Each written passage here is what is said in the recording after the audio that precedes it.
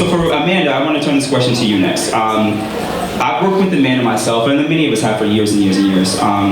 It's always such a good process, but I am curious to know, like, Amanda, what is your audition process? Oftentimes when we work together, I don't know if Amanda like writes scripts for us or what, but she seems to like really focus and hone in on her actors. So how do you, what's your process for that? I ask my friends. It's actually a better answer than that, but I'll take it. I mean, we did have, I feel like his mic isn't working. Yeah. Is it? Okay. Very likely. Okay. You guys hear her in the back? We did actually go through kind of. We did actually go through a casting process. Okay. Go under. And I'll just do this. We did actually go through a casting Don't. Okay. For the series that we're doing coming up that we're calling Parallel, that was the first kind of casting process that we went through, and we got to cast Alyssa, who's in the front row. Parallel. She didn't expect a shout out, but it's happening. Yeah, I mean, at first I just cast my friends, and then I ran out of friends, and then I to actually reach out and cast. Okay, cool, thank you. This next question I want to pose to the beautiful Brittany Ashley. Actually, I think that the beautiful Ashley Perez is my sister. They're both beautiful. Don't play games, y'all. Don't play games. They both Ashley, they both cute. Y'all know what's good. Okay, so I find that Drunk Lesbians Watch is a really, really like funny show. One of the questions I had, even for me working for the channel, was how did you guys choose the movies? How did Amanda choose the actresses? Like, was y'all really drunk or not? What's good? Drunk Lesbians Watch is pretty unscripted, I would say. I've been in a few mainly because I don't have a job anymore, so I'm like, Amanda, what you doing? Should we watch a movie? I'll bring the beer. I have beers just in Amanda's fridge that are like, every time I come over, Amanda's like, I think you got like 4 more. So, but in general, at least for me, it's been like me being like, should we watch this movie? Or for the, what's the one we did for Girls and Humans? Jennifer's Body. Jennifer's Body. Which I had not seen before. It was so funny because Britt and Amanda were like, yeah, it's just like a really good movie. And I was like, this is the gayest thing I've ever seen. And Amanda, the whole time, if you go back and watch, was just having a revelation. She's like, I think I know why I like this movie. Brittany liked this too. But yeah, I would say the one thing is, the one like kind of secret nugget is that we're generally always tipsy, but we're never really that drunk. Which is good for you guys, because if we were that drunk, we would not be able to understand what we were saying. Okay, cool. My next question is more tailored to Project Inferno, and it's for Liz down there. So, if you guys haven't seen the show, Liz is a pretty, I will say this, I'm from the East Coast, from the South. Liz gave us a very convincing Southern accent. So I'm just curious, like, would you have any inspirations? You watch a bunch of old Britney Spears videos? How did that happen? Actually, I would like to thank Professor Diane Zarumba at Montclair State University. Same thing as Nadia. I come from a theater background. I was a theater major in college, so we worked on accents. So I'm glad that 100K went to use. Yeah. Me too. That's the tip. So spend $100K and you can sound like Britney Spears if you want to. All right, I'm with that. Okay, so my next question is for the eccentric Mari at the end of the table. Down, I see you, girl. Hey, girl. So if you guys haven't seen the show again for Project Inferno, Mari's character is very unique. It's a quirky character. So I guess my question for you, Mari, did you bring any of, I know you personally, did you bring any of your like, did you bring any of like your personal kind of like quirkiness to the character itself, or was this all like, just organic? Like, tell us about how that process was. Right, we got one mic, guys. I'm actually very dull in real life. I'm just an incredible actor. I would say, kind of what we were talking about before, it feels like Amanda kind of wrote some of these roles for us, knowing like the actors and the friends she had in mind. So I feel very connected to Kate. I think that our characters are very similar. I would do a lot of the same things. Like I said in one of our Q&As, I think that both of us would put together IKEA furniture very quickly and very efficiently. There's actually not that much difference between us. So to you, Chantel, and to you, Nadia, as women of color, and queer women of color growing up, as a man of color, I understand that there's oftentimes we don't see representation for ourselves growing up. Did you feel a certain push or pull or any motivation to represent for the people that you didn't see of color when you grew up? We'll start with you, Nadia. Yes. Yes. Growing up, no one looked like me on screen, and no one was queer. So that was one of the biggest things, is to be able. Thank you, Amanda, for writing this role and casting me, because and all these humans. There was just no one out there that was queer and Middle Eastern, and to be able to play that role, I feel like other people don't have to go through what I went through. Hopefully they don't have to. So I feel like it's extremely important. Like, representation matters. So I'm really honored and happy. So yeah. And then of course, we have to get both sides of the fence, and I want to turn the same question to Chantel. Same deal. Like, do you feel any added pressure or anything like that to kind of come through for women of color behind the camera this time? I think the only pressure is just staying true to yourself and the stories that you want to tell. Because if you're trying to be something that you're not, or tell a story that you don't know, people realize it. Like, people are smart, and so they're just gonna be like, "Why are you doing that? Why are you telling that story?" But I've just kind of always known that I wanted to be involved in like making media in some way. Editing and directing are kind of like my main things. And so it's just kind of like, as long as I keep doing those things, I know that more women are also going to keep doing those things. And so my main goal is to like develop just a big old roster, just like a pack of women, just making all the things that we want to make. So, my next question is to our HBIC, Miss Amanda. Head bitch in charge. Head bitch in charge. You should use it in your vernacular, by the way. HBIC, head bitch in charge. It's very good. So, I think it was yesterday, the day before yesterday, Amanda released a trailer, which you'll see some familiar faces in it. But before we get to that trailer, I do want to ask Amanda a couple questions about the new show she has called Carol's a Demon. And you'll see some pretty faces on there, I think you will. So, Amanda, what was the catalyst for the direction of this show as Carol's a Demon? And when you set it up, I want you to also set up the preview, because we got a little something to show y'all as well. The catalyst is like, what was the push?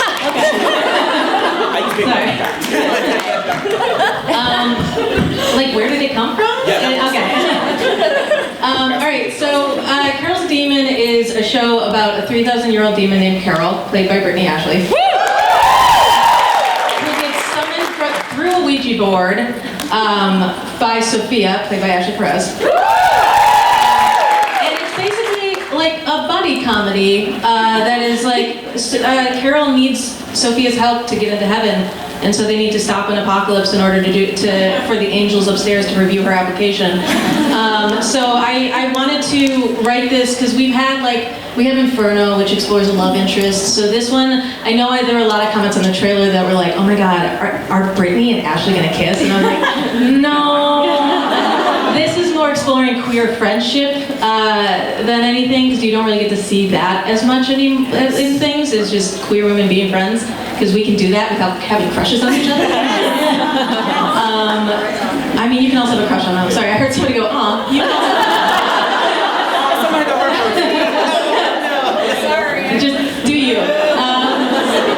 But yeah, and so we launched the trailer yesterday. It was actually supposed to be the pilot, but we had a lot of work to do. And we still do. We're going for Wednesday, but it might be Friday the 13th, because that might be more appropriate.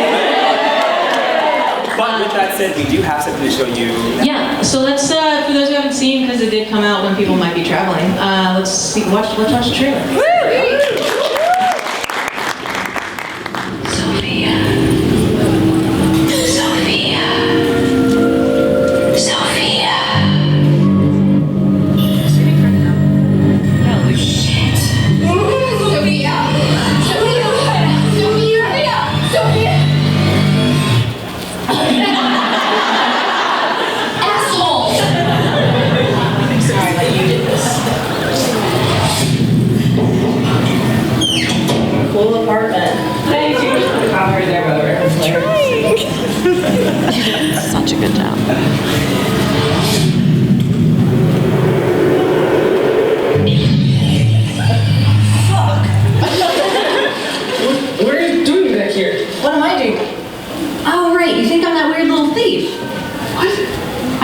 you summoned.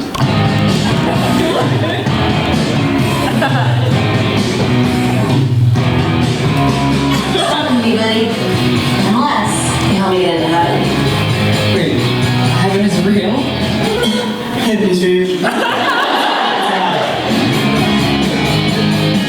It won't be dangerous. No? I'm sorry, I have to lay down. Carol? Carol. Carol. Yeah, Carol.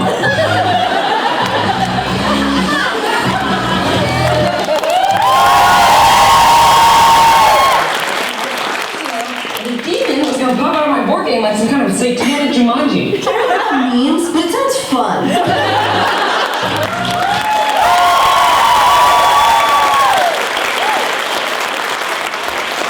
I don't know how we need to start hashtag satanic Jumanji. But we need to get that going somewhere.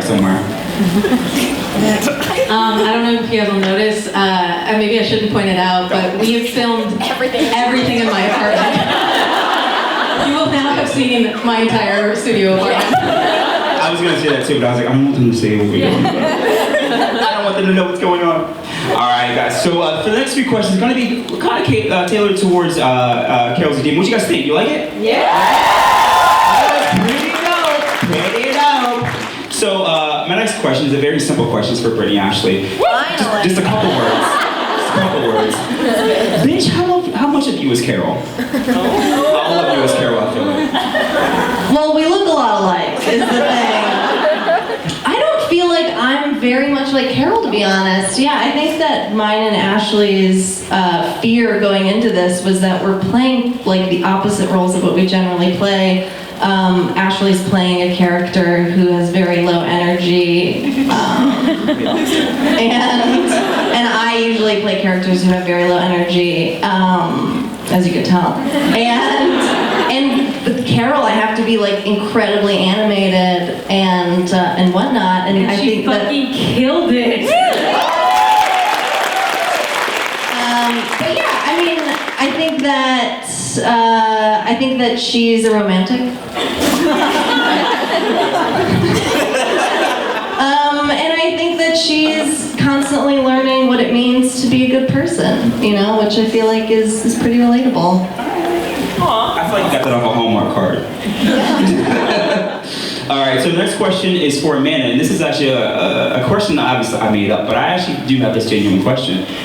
So for Project Inferno, Carol's a Demon, I'm seeing a lot of like supernatural themes for Girl Ship TV. Is this a trajectory? Are we going to be doing more of this? Should I put my supernatural pants on for next year? I really just, I don't know, I kind of have an affinity towards supernatural stuff. I grew up watching and loving Buffy. Hell yeah!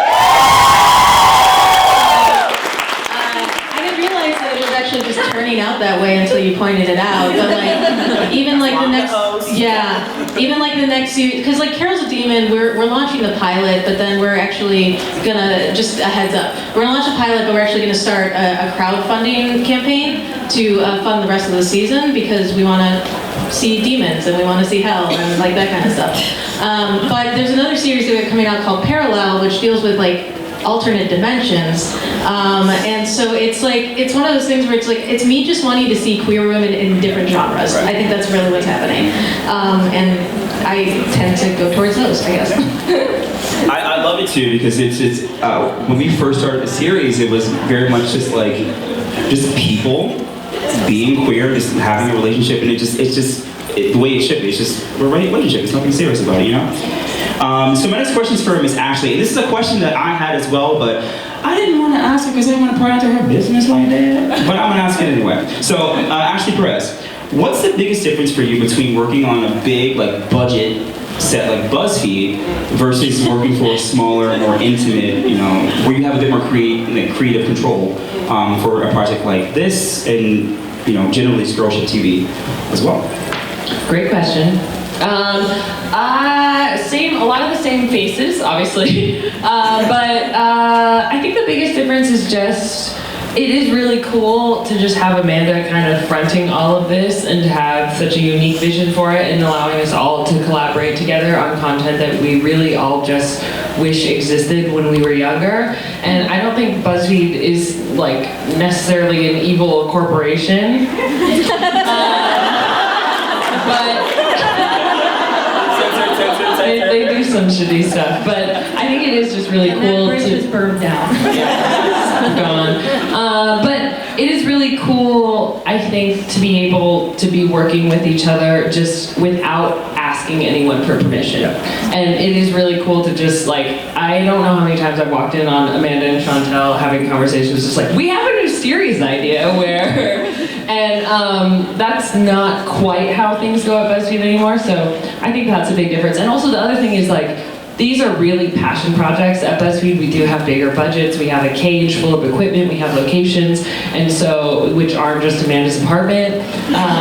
So when we made Carol's the Demon, there was like 20 people in such a tiny apartment, but everyone is committed to doing this for not a lot of money, and because they love it and they want this content to exist. So exactly like what Amanda was saying of like, for Carol's the Demon, it's something we're going to crowdfund because we don't have the resources that we would have for a big company, but we all believe that it's something that's important.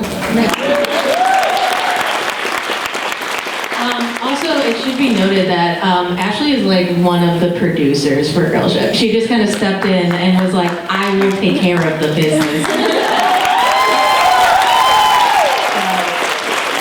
And also a good sounding board. And she did a great job with that. All right, so before we toss things off to you guys, we do have a small segment for Q&A from our audience as well. I want to end with the last question. I think it's a really profound question for Brittany. We'll start where we stopped. Brittany, do you feel any added pressure as a role model in the LGBT community, regardless if you accept it or not, because I know you're on the fence about that. Do you find that, does it hold you back creatively at all? Does it propel you forward? Like, is there, do you feel added pressure to make sure, like, okay, I make sure everyone's accounted for, I make sure I'm accounted for? Is there anything that will hold you back creatively or push you forward in your creative decisions, I guess I would say? Sure. Well, I think that when you have people who are following you or people who are looking up to you even, I think you can be paralyzed by saying a wrong thing or saying something that doesn't jive with everyone, and it kind of makes you afraid of like what you can and can't say. Just in terms of like things that I find funny, I find myself like not saying like really weird, raunchy things. I don't talk about my butthole anymore. Yeah, that's true. But I think in general, I think when you're trying to cater yourself towards a certain audience, in some ways you lose like what you actually want to do and what you want to see yourself be doing. But then on the light side to that, and the brighter side to that, is that while you're writing something, it does propel you forward because you're like, I want to create this for these people who are going to see it and be like, I love this. You know, it helps inspire you in that way that maybe wouldn't have done it if you're just kind of thinking that no one will see it and it just only exists on your computer screen. So in that regard, certainly, you know, bright sides and shadow sides to everything. But I'll talk about my butthole more, is what we've realized. I'll take a request for that comment. All right, guys, well, thank you very much for chiming in on my question. But now I want to turn into that good. So, we have a couple minutes. I'd love to, if anyone has any questions, definitely raise your hand. I'm happy to. Yeah, I see your face right there, first girl. So definitely, if you mind standing up, maybe let us know your name and your question.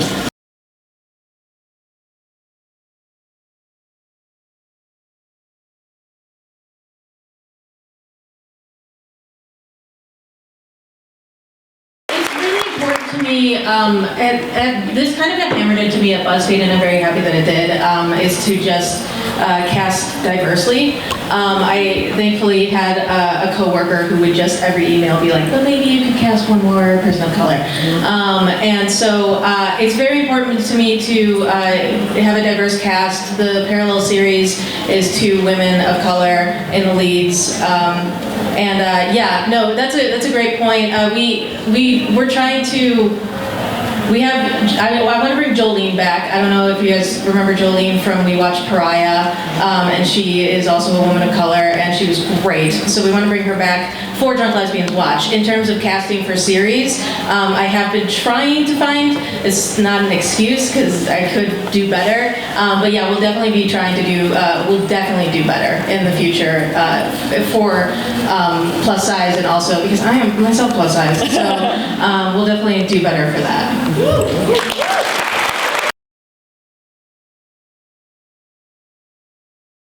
Amanda and I watched that video, I'm not kidding, every single time we hang out, we're like, and now Kyoko time? And then we went to the YouTube space and got to see her talk about a lot of those videos. Yeah. Is Jess in here? So that will inform, Jess moderated. Woohoo! So that will inform a lot of what we know about this. Again, I think curious as its title, we're meant to be curious. Who knows if she saw her dancing or what's been happening? All we know is that I will be wearing more Hawaiian shirts.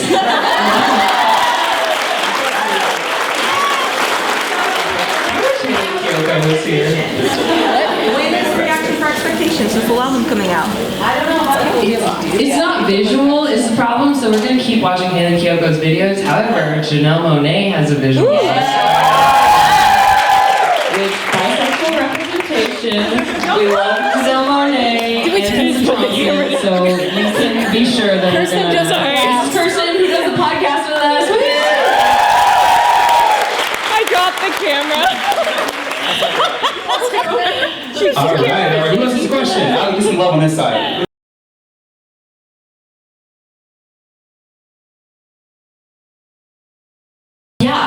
Love that, because if there could ever be a point, I mean, that's the dream, is to be like content 5 days a week, and like start. I've had some people send me their web series, and like I would, if I had the time, once I get more people, it would be cool to like host web series on the platform and like to give them an audience, and because I love that. I love watching other queer content, and if it fits the tone of the channel, then yeah.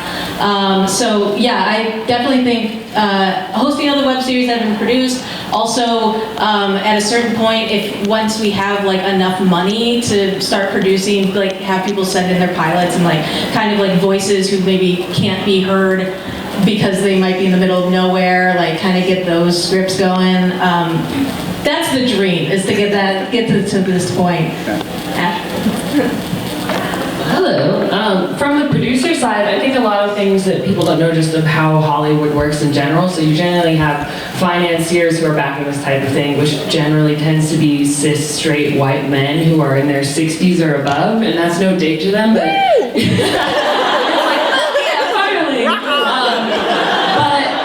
those guys. We love them all, but it is really hard to tell those people why it's important to see yourself in media without just seeming narcissistic.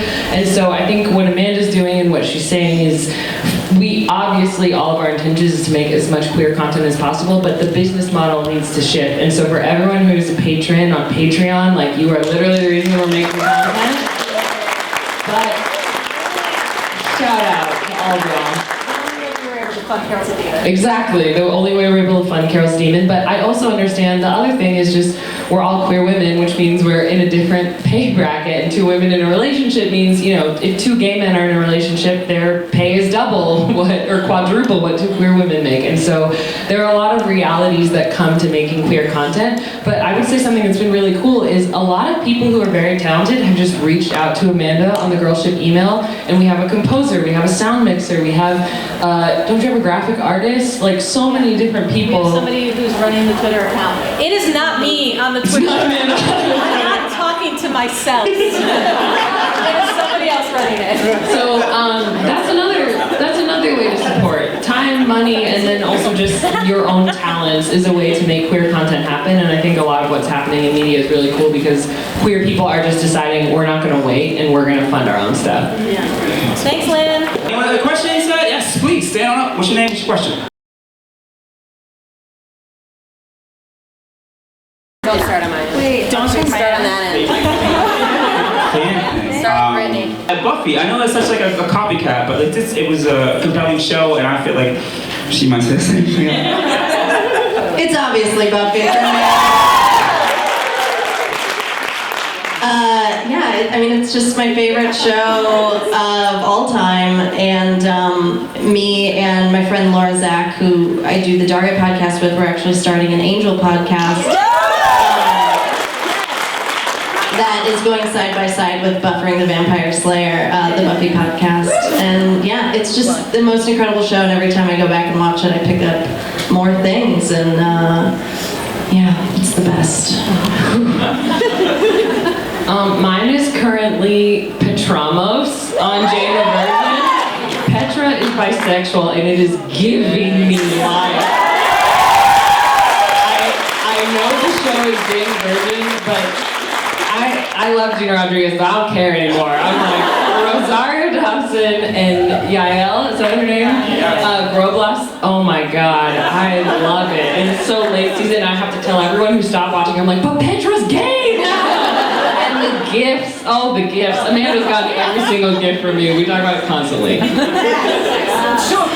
What's my favorite thing to do? I think I like looking at girl bands and figuring out who's dating each other. That's what I like to do. I'm like, for sure, these two, we know it. And just any time a female artist will like cut her hair, I'm like, hey, we know this Dua Lipa. If you guys have seen Dua Lipa, that hair, that jacket, those blazers, we know what's going on. My favorite thing right now is Avalanche. Yeah. Avalanche. I fucking love that show. And it's wrapping up. Yeah, I also love Way Hot, of course. But Way Hot's on, like, Winona Earp isn't on right now, so Legends of Tomorrow is filling that void. I don't know that I'm like a fan of anything right now, but I will always be a fan of the L Word. I had my gay best friend who introduced me to that series when I was in college, and we still watched everything on DVD. And I just remember like constantly for Christmas, my birthday, getting another season, and my mom was probably like, what? But it was like a big awakening for me watching that show, so I'd say that. So, kind of off of what you said, I'm not really a fan of a lot of things. I'm the worst. Except for two things. One is super not queer, and it's Wizards of Waverly Place. I couldn't tell if I wanted to be Selena Gomez or sleep with her, and that was an issue growing up. And the other thing is Justin Bieber. I'm just obsessed with him. I think it's because he looks really feminine. I just love him, and no matter how old he gets, I'm still like, I love you.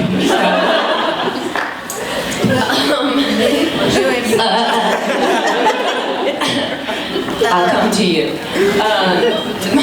So, I don't know how many people know the show, but it's called Midwife, and I saw two of you.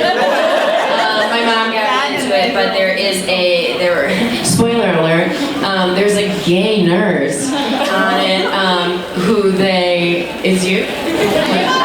Oh, you're a gay nurse!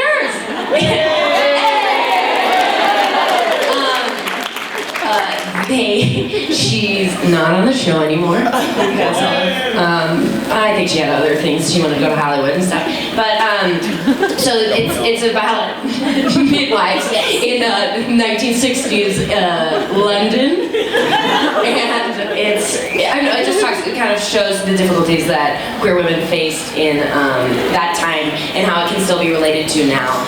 And so it's very interesting. Plus, there's little British accents.